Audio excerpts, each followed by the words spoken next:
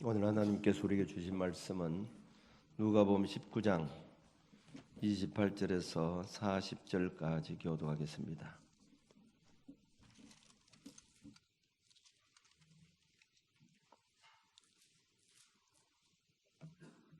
누가복음 19장 28절에서 40절 말씀까지입니다. 찾으신 줄 알고 봉독하겠습니다.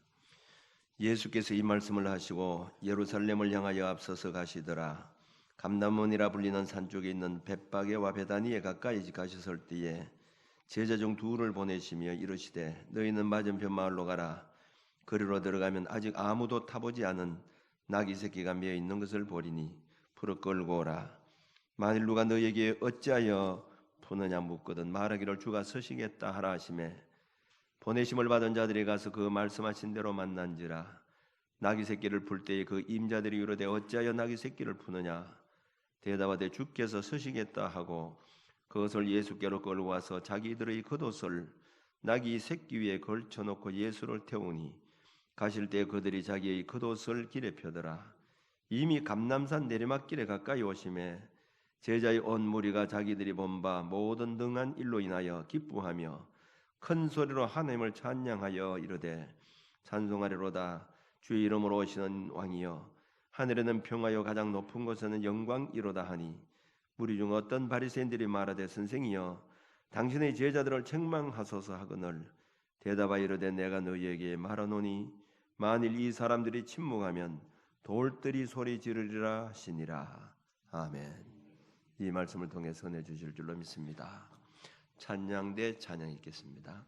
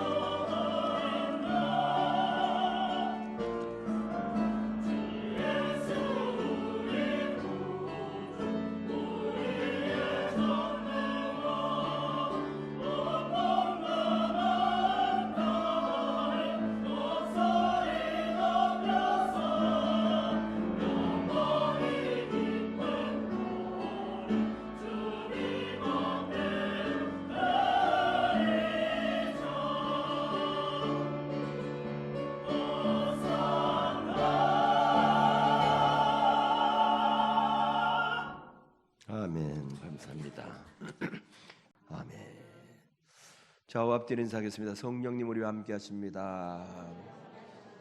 큰 은혜 주실 줄로 믿습니다.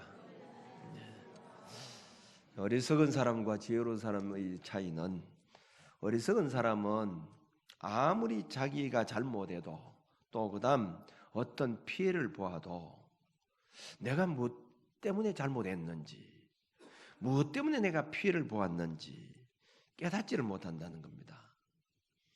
그러나 지혜로운 사람은 조그만 사건 속에서도 그것이 무슨 뜻인지 금방 깨닫는다는 것이죠.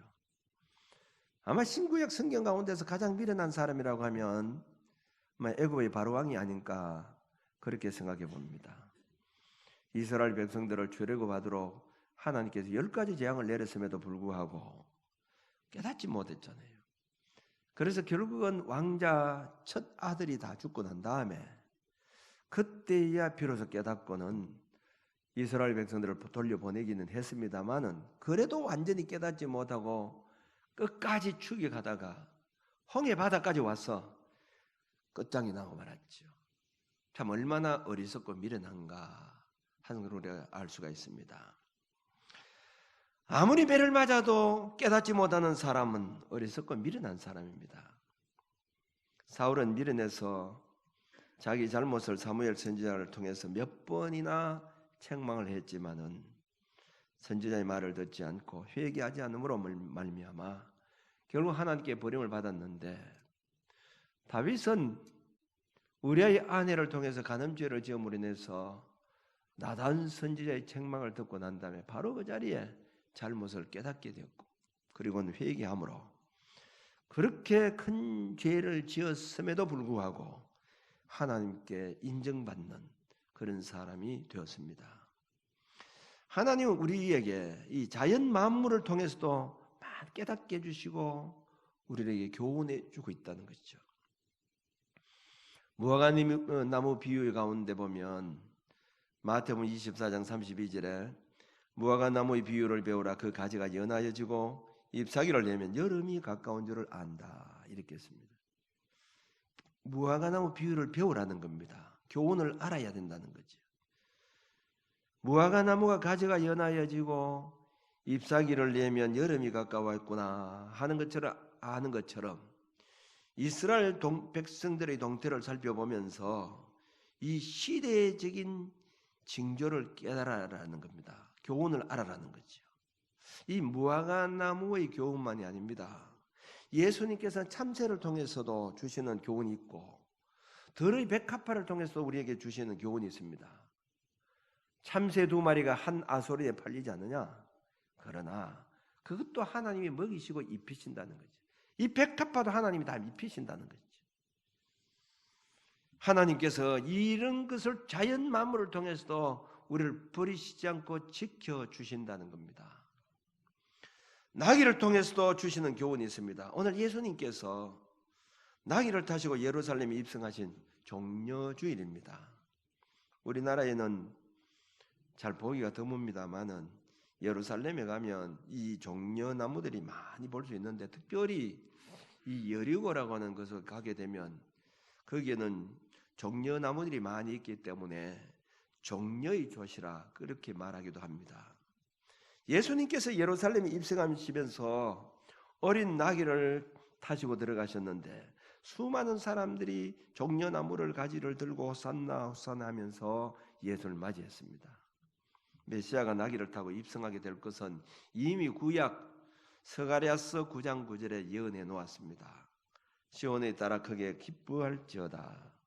예루살렘에 따라 즐거이 부를지어다. 보라, 내 왕이 내게 임하시나니 그는 공의로우시며 구원을 베푸시며 겸손하여서 나귀를 타시나니 나귀의 작은 것 곧 나귀 새끼니라. 그 예언대로 나귀를 타시고 예수님은 예루살렘에 입성하셨습니다. 왜 예수님께서 예루살렘에 입성하시면서 걸어가시지 아니하시고 꼭 나귀를 새끼를 타셨을까? 여러분 이거 한번 고민해 보지 않았습니까? 한번 생각해 보지 않으셨습니까? 요즘 같으면 걷는 것이 힘이 드니까 마치 자가용을 타고 들어가듯이 그렇게 해서 예수님이 힘이 드시니까 나귀를 타셨을까? 아니 그러면 나귀를 타셨으면 이왕이면 힘 있는 나귀를 타시지 왜 새끼 나귀를, 그도 한 번도 사람도 타보지 않은 그 새끼 나귀를 타셨을까? 걷기가 힘들 정도로 다리에 부상을 입으셔서 그렇게 나귀를 타셨을까? 여기에서도 분명히 우리에게 주신 교훈이 있다는 것이죠. 그래서 오늘 이 본문을 통해서 나귀를 통해서 주시는 교훈이라고 하는 제목을 잡고는 오늘 이 나귀를 통해서 우리에게 어떤 교훈을 주는가를 깨닫고 돌아가는 그런 시간이 되어지시기를 바랍니다. 첫째, 오늘 이 본문에 나오는 나귀는 이미 주님께서 선택해 놓은 나귀라는 것을 우리는 알 수가 있습니다. 예수님과 제자들이 예루살렘에 가까이 감람산 벳박에 이르렀을 때에 두 제자를 예수님이 보내시면서 누가복음 오늘 본문 30절 31절에 보면 이르시되 너희는 맞은편 마을로 가라. 거리로 들어가면 아직 아무도 타보지 않는 나귀 새끼가 매 있는 것을 보리니 풀어 끌고 오라. 만일 누가 너희에게 어찌하여 푸느냐 묻거든 말하기를 주가 서시겠다 하라. 이렇게 했습니다. 여기에 나오는 나귀가 구체적으로 어떠한지 우리는 알 수가 없습니다. 그런데 주님께서는 이미 그 집에 있는 나귀를 아시고 택해 놓으셨다는 것이죠. 그 집에는 아직까지 타보지 않는 어린 나귀가 있다는 걸 알고 계셨다 이 말입니다. 하필이면 큰 나귀도 아닌 사람이 타보지 않은 나귀를 주님이 선택하셨다고 하는 것이죠. 나이가 크면 사람들이 이것을 타고 이동하기도 좋고 사람이 타도 비록 짐승이죠 덜 미안하고 그렇긴데 아무도 타보지 않는 어린 나귀, 오늘 분명히 보면 나귀 새끼라 이렇게 했어요. 어린 나귀 새끼를 타셨다는 거죠. 이렇게 힘센 나귀도 아닌 어린 나귀를 선택하신 것은 주님의 특별하신 뜻이 있었다고 하는 것입니다. 잘 모르긴 해도 당시 나귀들이 많이 있었을 것입니다. 큰 나귀도 있었고 아주 멋진 나귀도 있었고 힘센 나귀도 있었고, 그런데 왜 주님께서 이 나귀 새끼를 선택하셨을까 하는 것입니다. 주님은 아무도 타보지 않은 이 어린 나귀를 선택하신 것처럼 우리를 선택하실 때도 그렇게 선택하셨다는 것입니다. 우리 역시 남보다 낫기 때문에 그리고 특별한 자격이 있어서 선택함을 받은 것이 아니라는 것입니다. 고린도전서 1장 26절 말씀 보면 형제들아 너희를 부르심을 보라. 육체를 따라 지혜로운 자가 많지 아니하며 능한 자가 많지 아니하며 문벌 좋은 자가 많지 아니하도다. 우리가 어떤 경로를 통해서 주님께 나아왔든지 이미 하나님께서 저와 여러분들을 만세 전에 택해 주셨기 때문이라고 하는 사실을 여러분 믿으시기 바랍니다. 보잘것없는 저와 여러분들이 주님께 선택받았다는 것이죠. 그래서 지금도 저와 여러분이 하나님을 아버지라고 부르고 예수님을 나의 구주로 고백하고 있다고 하는 사실을 우리는 꼭 기억해야 됩니다. 나를 선택해, 나는 우연히 그냥 어느 날 누가 전도해서 내가 온 것 같지만 그것이 아니라는 겁니다. 주님이 이미 나를 선택해 놓으셨다는 거죠. 여러분 지금도 저와 보잘것없는 저와 여러분들을 주님께서 선택해 주시고 우리를 하나님 아버지라고 부를 수 있는, 그리고 예수 그리스도를 구주로 고백할 수 있는 이 은혜를 우리에게 주셨다고 하는 사실에 늘 감사하고 찬양하며 살아갈 수 있는 여러분들이 되어주시길 바랍니다.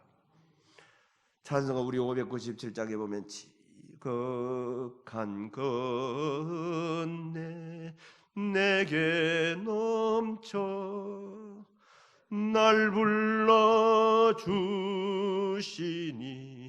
고마워하라. 한번 하십시다. 천하고 무능한 천하고 무능한 나에게도 귀중한 직분을 맡기셨다.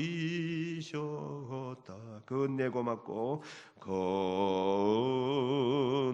고맙고 고마워라. 이 생명 바쳐서 충성하리. 공로 없습니다. 못났음에도 불구하고 죄의 투성임에도 불구하고 천하고 무능한 나에게도 이렇게 주님께서 나를 택해 해주셨다는 것이죠.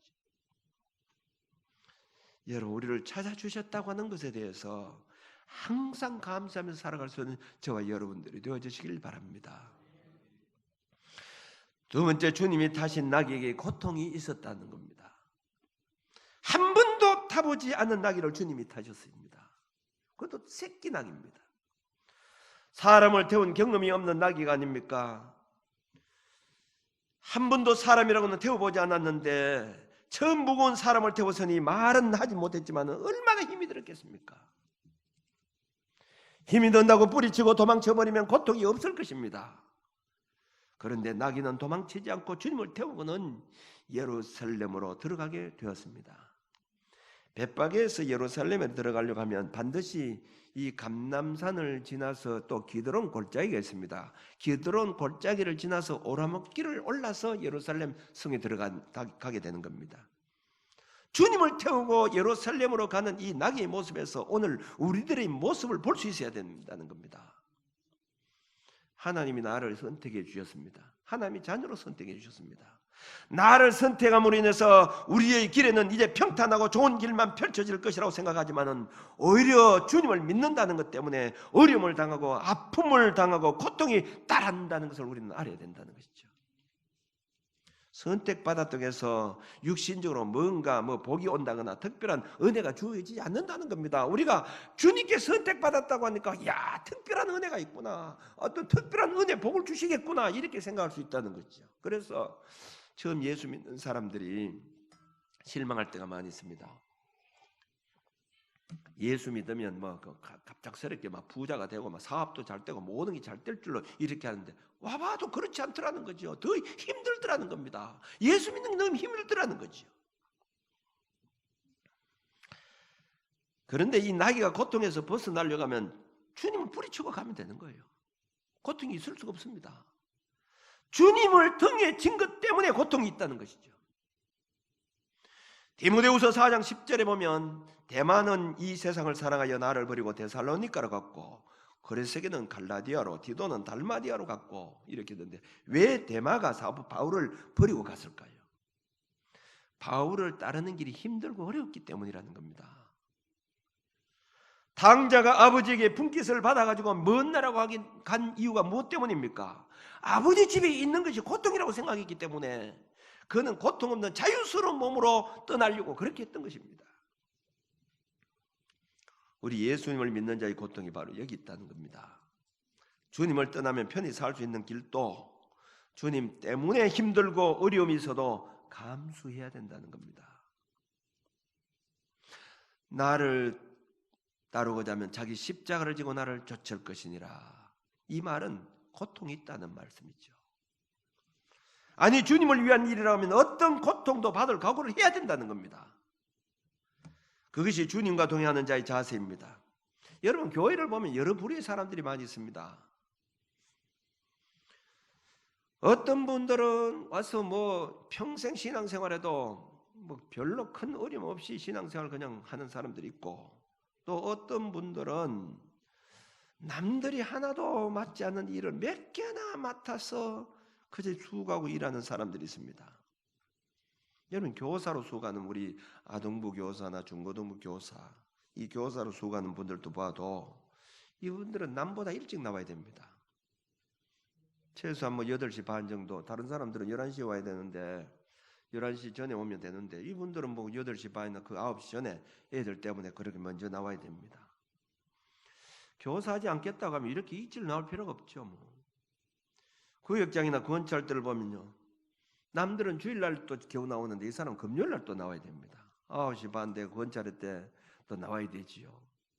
그리고 또 요즘은 코로나 때문에 신방을 잘 못합니다만은 구원차례 끝나고 나면 또 각 가정을 전부 가서 신방을 돌아다녀야 됩니다. 그리고 또한 구역 식구가 병들면 제일 먼저 또 병원에 찾아가 봅니다. 신방을 합니다. 내 돈 내가면서 음료수 사서 그렇게 해서 또 신방 가게 됩니다. 그거 내 안 한다고 하면 안 해도 됩니다. 근데 왜 그 차원에서 그걸 하고 있느냐 이 말이지. 힘드는 일을 왜 하느냐는 거지. 찬양대를 보면 우리는 다른 사람은 예배 시간 맞추어서 나오면 되는 거죠. 그런데 최소한 1시간 전에부터 먼저 나와서 연습합니다. 그리고 마치고도 또 연습을 하는 거예요.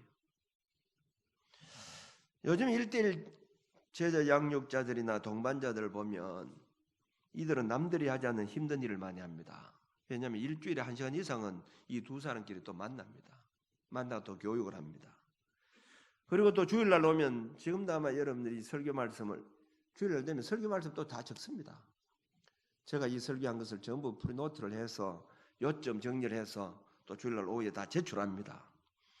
그리고 성경 암송도 합니다. 일주일 동안에 또 몇 개 정도는 성경 암송을 해야 됩니다. 그리고 매일 이 큐티라고 해서 성경 물상을 올립니다. 성경 말씀을 구절을 읽고 난 다음에 내가 느낀 점이 뭐였다 하는 것을 이 큐티를 올리는 겁니다. 여러분, 안 하면 수고할 필요가 없고요, 고생할 필요가 없는 거예요. 그래서 때로는 하다가 중단하는 사람들이 많이 힘들거든요. 이건 내가 뭐 돈 생기는 것도 아니고 이거 뭐 밥이 생기나 하는데 내가 왜 해야 되나, 아마 그런 심령이 들지는 몰라요. 이게 하다 보면. 그런데 왜 그렇게 하고 있는가 하는 겁니다. 그것이 바로 예수님께서 등에진 낙의 모습이기 때문이라는 거죠. 여러분, 주님은 우리를 위해서 십자가를 지시기 위해서 예루살렘으로 들어가시는데 나는 수고하지 않고 신앙생활하고 한다고 하면 주님과 상관없는 삶이라고 하는 것을 우리는 알아야 합니다. 주님과 동행하는 삶, 주님을 위한 삶은 주님을 위한 고통을 감수하는 삶이라고 하는 것을 우리는 명심해야 된다는 겁니다. 왜 주님을 믿는 것이 힘들고 어려워도 말없이 순종하고 예루살렘을 향해 걸어간 나귀 모습 속에서 오늘 우리들의 사명을 되찾을 수 있어야 된다는 거죠. 왜 나귀가 저렇게 묵묵히 갔는가 하는 겁니다. 뿌리치면 도망치면 될 텐데 우리 사명을 찾아야 된다는 거죠. 세 번째, 주님을 등에 진 나귀는 영광을 누리게 된다는 겁니다. 주님을 등에 지고 예루살렘에 들어가자 나귀에게 놀라운 축복이 있었습니다. 예루살렘에 들어가자 수많은 사람들이 자기를 막 환영해 줍니다. 종려나무를 가지 들고 막 호산나 호산나입니다. 자기가 가는 곳에 그저 사람들이 옷을 벗어서 막 깔아줍니다. 예수님이 그 어디로 걸은 간 것이 아닙니다. 나귀가 그 길을 지금 밟고 가는 거예요. 신나는 거죠. 더러운 것만 밟고 다니는데 막 사람들이 옷을 벗어주니까 그걸 밟고 나귀가 막 이렇게 가는 거예요. 어떤 사람들은 나무가지를 들고 베어서 펴기도 하고요. 어떤 사람은 경호원처럼 자기 앞에 호위해 가면서 뒤에서 그저 따라옵니다. 그냥 가는 것이 아니고 소리를 지르면서 그렇게 따라오는 겁니다. 보통 길이 아닙니다. 옷을 밟고 걸어가는 거예요. 많은 인파들이 환영과 경호를 받으면서 걸어가니까 이 어안이 벙벙한 겁니다. 이거. 이야, 이거 어떻게 이렇게 좋을 수가 있을까 하는 거지. 여러분, 왜 나귀가 이런 영광을 받게 되었습니까? 바로 예수님 때문이라는 것이죠. 등에 진 예수님 때문입니다.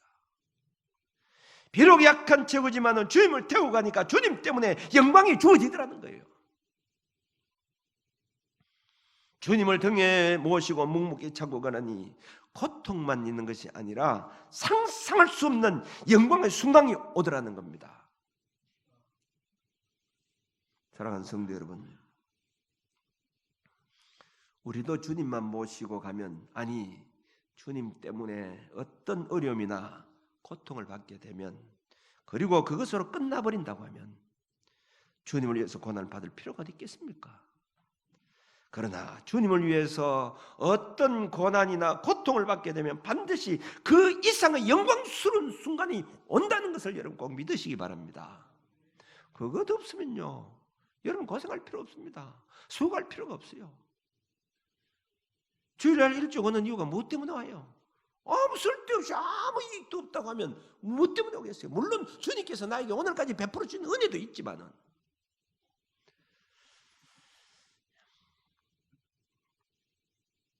예수님께서 십자가를 지시고 골고다로 가실 때에 너무 힘들어서 넘어지고 쓰러질 때에 옆에 있던 구레네 시몬이 억지로 예수님이 십자가를 지게 되죠. 로마 병정들이 그 구레네 시몬을 붙잡아서 예수님이 십자가를 지라고 이렇게 하는 겁니다. 그는 십자가를 질 의무가 없는 사람입니다. 그 죄 지은 사람이 아니에요. 그는 뿌리치고 도망칠 수 있어요. 그런데 끝까지 그 십자가를 지고 갔다는 거예요. 그런데 이 구레네 시몬의 가정에 놀라운 하나님의 축복이 임하게 됩니다. 로마서 16장 13절 말씀 보면 주 안에서 택하심을 입은 루포와 그의 어머니에게 문안하라. 그의 어머니는 곧 내 어머니니라. 이 사도 바울이 이런 얘기합니다. 루포와 그의 어머니에게 문안하라. 이 루포는 예수님이 십자가를 진 구레네 시몬의 아들입니다. 사도 바울이 입에서 루포의 어머니를 거론하고 있습니다. 루포의 어머니는 내 어머니다 이렇게 했어요. 구레네 시몬의 가정이 복음이 들어와서 사도 바울이 어머니라고 할 정도로 그렇게 가까운 가정이 되었다는 거예요. 이 루포의 가정이. 그러니까 구레네 시몬의 가정이 그렇게 복음화가 이루어졌다는 겁니다. 여러분, 주님을 위한 일이라고 하면 피하려고 하지 말고 무엇이든지 좀 힘이 들고 괴롭더라도 참고 묵묵히 걸어가면 반드시 영광의 날이 오게 된 줄로 꼭 믿으시기 바랍니다. 여러분, 무엇이든 힘이 든다고 포기하지 말아야 된다는 거죠. 그래서 No cross, no crown이라는 말이 있잖아요. 십자가 없는 영광이 없다는 겁니다. 주님을 위해 희생하고 주님을 위해서 수고하고 주님을 위해서 고통받고자 하는 자에게 주님은 영광의 관을 씌워 주신다고 하는 사실입니다. 그래서 사도 바울은 이것을 확실히 믿었기 때문에 그렇게 고난받고 순교의 길을 가면서도 사도 바울의 마지막에 고백이 뭡니까? 디모데후서 4장 8절 말씀 보면 이제 우러는 나를 위하여 의의 면류관이 예비되었으므로 주 곧 의로운 재판장이 그날에 내게 주실 것이며 내게만 아니라 주의 나타나심을 사모하는 모든 자의 기도니라. 이렇게 했습니다. 고린도전서 15장 58절 말씀 보면 그러므로 내 사랑하는 형제들아 견실하며 흔들리지 말고 항상 주 일에 더욱 힘쓰는 자들이더라. 이는 너희 수고가 주 안에서 헛되지 않은 줄을 알미라. 주 안에서 헛되지 않다는 말이 뭡니까? 반드시 영광의 날이 찾아온다는 사실이죠. 여러분, 서대반 집사를 보세요. 서대반 집사가 복음을 전하다가 군중들에 의해서 돌에 맞아 죽게 되었죠. 그때 이 성령이 충만해서 하늘을 우러러 주목하여 하나님의 영광을 바라보면서 예수님께서 하나님 보좌 우편에 서신 것을 보노라 이렇게 했습니다. 복음을 위해서 순교의 길을 간 서대반 집사가 죽을 때에 하늘이 열리고 주님이 기다리고 계시는 것을 볼 수 있었다고 하는 거죠. 수많은 사람들이 그를 돌로 쳤지만은 서대반의 집사에게는 그들이 던지는 돌의 아픔보다도 주님이 주시는 영광의 자리가 그의 얼굴을 천사의 얼굴처럼 환하게 해주었다는 겁니다. 다시 말하면 수많은 사람들이 돌을 던지는 그 아픔보다도 주님께서 천국문에서 자기를 서서 기다리는 그 모습이 더 영광스러운 모습이었다는 거죠. 그것이 고통을 이길 수 있는 힘이 생겼다는 겁니다. 종종 예를 많이 들은 얘기입니다만은 또 우리가 이 본문의 내용이기 때문에 예화를 다시 한번 하려고 합니다. 미국의 이 루즈벨트 대통령이 열흘 동안 아프리카 사냥을 하고 여행을 하고는 이제 뉴욕 강에 입항을 하게 되는데 그때 마치 그 배에 아프리카에서 30년 동안 봉사하고 은퇴한 후에 귀국하는 선교사 부부가 있었습니다. 그들은 이 항구에 딱 도착하니까 루즈벨트 대통령이 그 귀국 환영식이 성대하게 벌어지고 있는 그런 모습을 보게 됩니다. 그게 군악대들이 와서 막 방파를 울리면서 이제 대통령 그것도 열흘 만에 그것도 이제 사냥 갔다 오는 이 대통령을 그렇게 성대하게 환영을 해주는데 자기는 30년 동안 아프리카에서 병 다 들고 그리고 이제 노후가 되어서 이제 고향으로 돌아오는데 아무도 자기를 맞아주는 사람들이 없더라는 거죠. 그는 거기서 너무너무 허전하기도 하고 하나님 앞에 기도하면 하나님 저 루즈벨트 대통령은 열흘 동안 사냥을 하고 돌아오는데도 저렇게 대대적인 환영을 하는데 저는 뭡니까? 저는 30년 동안 봉사하면서 다시 젊음을 다 불태워가면서 병들고 이제는 할 수 없어서 이제 고향으로 돌아오는데 어떻게 이렇게 아무도 맞아준 사람이 없습니까? 이렇게 어찌 보면 좀 불평하면서 그러면서 자기 사정을 주님께 기도하는데 그때 기도하는 가운데 주님이 음성이 들렸습니다. 그 선교사 이름이 빌이라는 선교사인데 빌아. 루즈벨트 대통령이 그렇게 돌아오면서 자기 고향으로 돌아온 것이기 때문에 당연하단다. 그러나 너는 너 고향에 아직 돌아오지 않았어. 너 고향 천국에 들어올 때 너는 그 군악대가 아니라 천군 천사들을 동원해서 너를 대대적으로 내가 환영해 줄 것이다. 이런 주님의 음성이 들려드리는 거죠. 사랑하는 성도 여러분, 에스더서에 보면 아수르 왕이 어느 날 잠이 오지 않아서 잠을 자고 있는데 잠을 자려고 하는데 잠이 오지 않으니까 신하를 새겨서 역대 일기를 좀 읽어달라고 얘기합니다.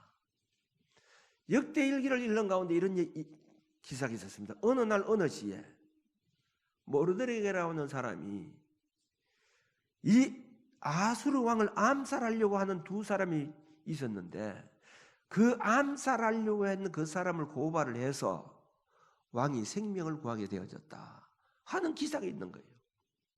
그러니까 왕이 신하를 불렀습니다. 옛날에 이 모르드게라는 사람이 내 생명을 구해주었는데 나를 위해서 이렇게 해주었는데 그 사람이 무슨 관직을 주었느냐? 그런 일이 없다는 겁니다. 어떻게 하면 좋겠냐? 내가 너무 잘못했다. 나를 위해서 그렇게 큰 일을 한 사람을 내가 가만히 놔뒀다고 하니까 네가 내가 큰 잘못했구나. 어떻게 하면 좋겠느냐 하니까 하만이 그런 얘기하잖아요. 자기인 줄 알고 자기는 왕이요 그 사람에게 왕복을 입히시고 그리고 왕이 타고 다니는 말을 태우고 그리고 온 이 시내를 다니면서 왕을 존귀케 한 사람은 이렇게 대대적으로 환영을 해준다고 소리를 지르면 좋겠습니다. 그렇게 하니까 바로 너가 그렇게 해라. 그렇게 하고는 모르드게를 왕이 타고 있는 이 말에다 태워서 그리고 왕을 존귀케 한 사람은 이렇게 한다고 막 대대적으로 환영을 해주었습니다. 나라의 왕에게도 이렇게 유익을 준 사람은 그냥 보내지 않는다는 거예요.